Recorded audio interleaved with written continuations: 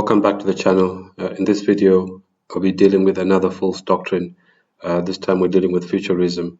In the previous video, we dealt with Preterism, which was started by a Jesuit known as Louis de Alcazar. And this time we're dealing with futurism, which was started by another Jesuit. These two false doctrines were started by these two Jesuits as part of the Counter-Reformation to get Protestants, to confuse Protestants and to get them to believe in these false doctrines, to get their attention away from the papacy, which had been fingered as the Antichrist by various reformers in Europe. So I just wanted to read about the origins of the futurism. As you can see here, it says the Catholic Counter-Reformation. So when it says Catholic Counter-Reformation, it's talking about the Catholic Church's response to the Protestant Reformation, in which basically there were two main things that the Protestant Reformation stated or agreed on.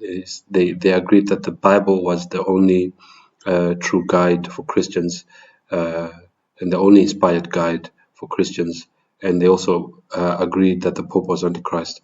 So there were many other things that the reformers believed as well. They didn't agree on everything, but they agreed. Many of them stated things that were in opposition to the Catholic Church. They exposed the false teachings of the Catholic Church. So instead of the Catholic Church going to the Bible to try and disprove the Protestants, they basically stuck with tradition. And the Council of Trent pronounced over 100 anathemas against the Protestants. So it says here, just get on to the history of where, or the origins of futurism, as to where futurism came from. It says, up to this point, Rome's main method of attack had been largely frontal, openly burning Bibles and heretics. Yet this warfare only confirmed in the minds of Protestants the conviction that papal Rome was indeed the beast power that would make war with the saints. Revelation 13:7. Therefore, a new tactic was needed, something less obvious. The sought-after solution was found in the Jesuit order. 11 years earlier, on August 15, 1534, Ignatius Loyola founded a secret Catholic order called the Society of Jesus, also known as the Jesuits. At the Council of Trent, the Catholic Church gave the Jesuits the specific assignment of bringing Protestantism back to the Mother Church. This was to be done not only through the Inquisition and through torture, but also through theology and deception. Another word for this is infiltration. Infiltration of the various Protestant churches that came up in Europe. Two Jesuits named Francisco de Ribera and Robert Bellarmine. I was actually saying to my wife the other day when the late Robert Mugabe's son was arrested in South Africa. He shot someone. I don't know, maybe some of you don't know this, but Robert Mugabe had two sons, and he had a daughter as well with Grace Mugabe. And one of the sons is named Bellarmine. I think his first name is Chatunga, but his middle name is Bellarmine. And I was saying to my wife that I believe that Bellarmine Mugabe is actually named after Robert Bellarmine. Bear in mind that the Mugabes are Catholic, and Robert Mugabe was actually Jesuit trained. But this Cardinal Robert Bellarmine, who was a Jesuit, and Francisco de Ribera, they're the ones that invented the system called Futurism. Futurism places the coming of Antichrist just 7 years before the end of time. So Futurism places the Antichrist in the future, and Preterism places him in the past. Some will, based on the teaching of Preterism, will say that the Antichrist was what's his name now?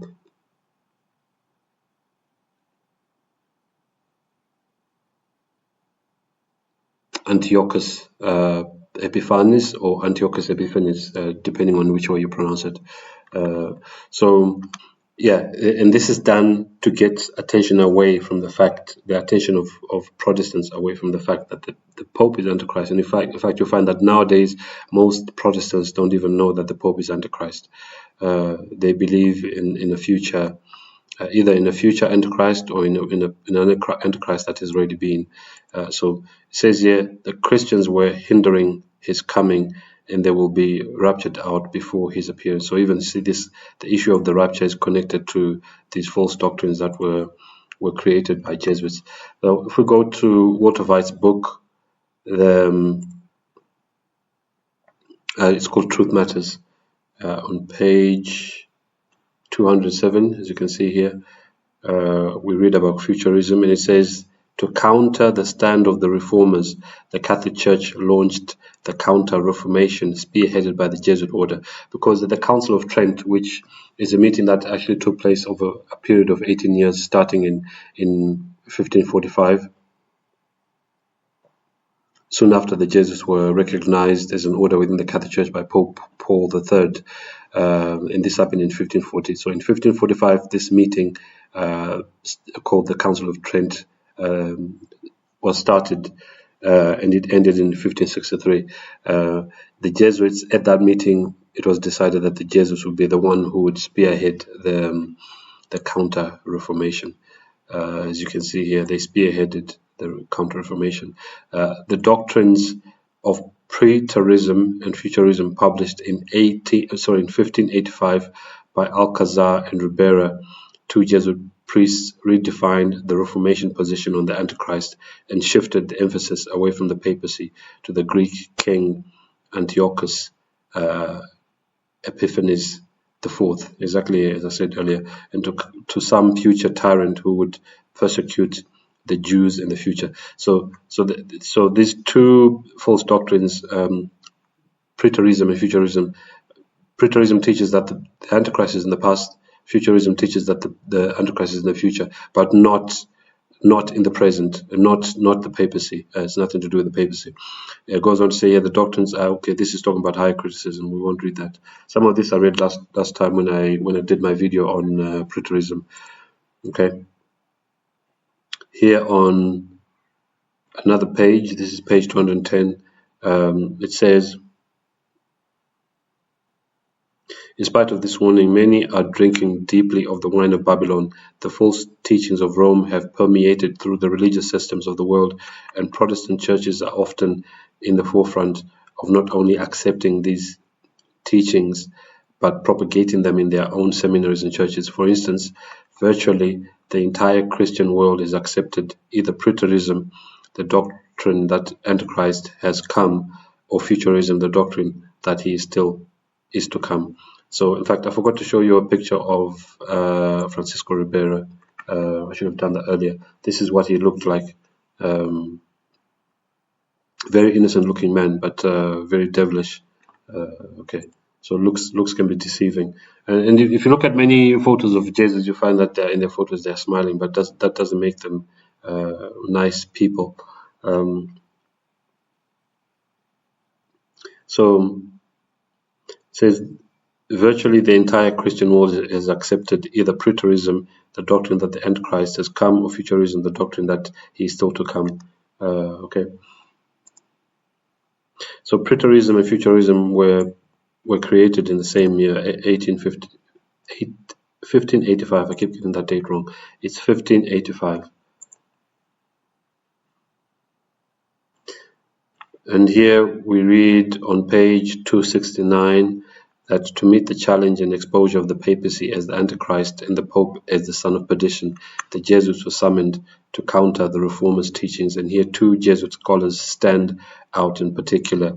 They are Alcazar and Ribera. Full name was Louis del Alcazar and Francisco Ribera, and they developed the preterist and futurist systems of prophetic interpretation.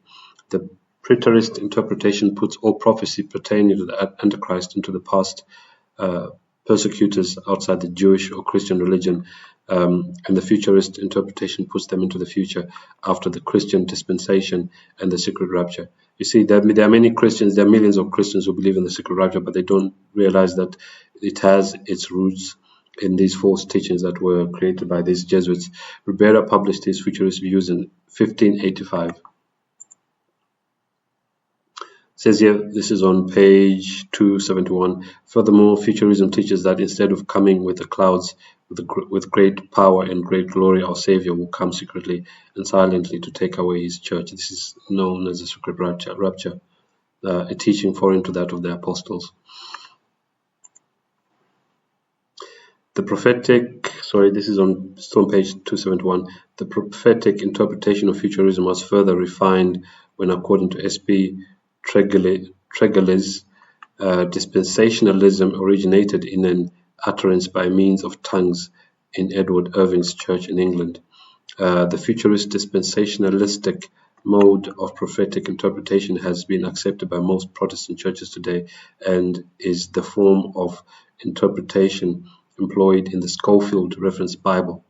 Dispensationalism is a product of Futurism, and it teaches that history is divided into 7 dispensations.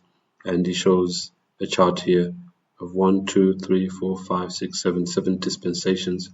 And you can stop the video and look at that in your own time.